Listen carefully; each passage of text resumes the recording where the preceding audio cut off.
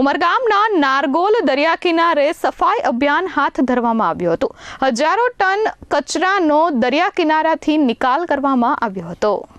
વલસાડ જિલ્લાના ઉમરગામ તાલુકાના નારગોલ દરિયા કિનારે દરિયાઈ કચરાની હારમાળા જોવા મળતા જિલ્લા કલેક્ટર વહેલી સવારે સ્થળ પર પહોંચ્યા હતા। પરિસ્થિતિનું નિરીક્ષણ કર્યા બાદ જિલ્લા કલેક્ટરે તાત્કાલિક નિર્ણય લીધો અને રવિવારે તમામ સામાજિક સંગઠન, સરપંચ, તલાટીઓ સહિત સરકારી અધિકારીઓને મહાસફાઈ અભિયાનમાં જોડાવા અપીલ કરી।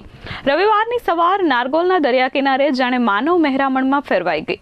શાળાના વિદ્યાર્થીઓથી લઈ યુવા વર્ગ, સામાજિક આગેવાનો અને સરકારી અધિકારીઓ સુધી સૌ કોઈ હાથમાં પાવડો અને કોદાળી લઈ સફાઈ અભિયાનમાં જોડાયા। ખાસ વાત એ હતી કે જિલ્લા કલેક્ટર પોતે પણ આ સફાઈ અભિયાનમાં જોડાયા હતા અને શાળાના વિદ્યાર્થીઓને અને યુવા વર્ગને પ્રોત્સાહન આપતા નજરે પડ્યા હતા।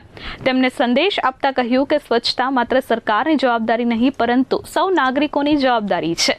આ અભિયાનમાં બ્રાઝિલથી આવેલા એક પર્યટકે પણ ભાગ લીધો હતો અને સમગ્ર અભિયાનની પ્રશંસા કરી દરિયામાં પાછો જતો કચરો અટકાવી હજારો ટન કચરાને દરિયા કિનારાથી દૂર કરવામાં આવ્યો હતો। આજે બે વસ્તી વધારે તો આપણી બધાની જવાબદારી છે કે આ બીચ ક્લીન રાખવાનું અને તમે જોઈ શકો છો કે પહેલી બાજુ કેટલું ક્લીન થઈ ગયું છે આજે। તો આપણે બધા જોડાઈ જઈએ તો શું નહીં થઈ શકે। અને આપણી સંસ્થાઓ પણ છે, આપણી સાથે એવી સંસ્થા પણ છે જે કે અત્યારે રિસાયકલિંગમાં કામ કરી રહી છે। તો આપણે આજે કરી શકીએ છીએ તો દરરોજ કરી શકીએ છીએ। તો આપણે બધાની જવાબદારી છે કે જ્યારે પણ આપણે બીચ ઉપર આવીએ તો આપણે કચરો કરવાનો નહીં બલકી કચરો ઉપાડવાનો રહે છે, ઠીક છે ને। અને મારે બધાના માધ્યમથી એક બીજી સૂચના પણ આપવાની છે જે હમણાં જ બે ત્રણ અઠવાડિયા પહેલે એક જિલ્લા પ્રવાસન સમિતિની મિટિંગ થયેલી હતી અને આમાં ધારાસભ્યો પણ હતા અને અમે પણ હતા અને બીજા અધિકારીઓ પણ હતા।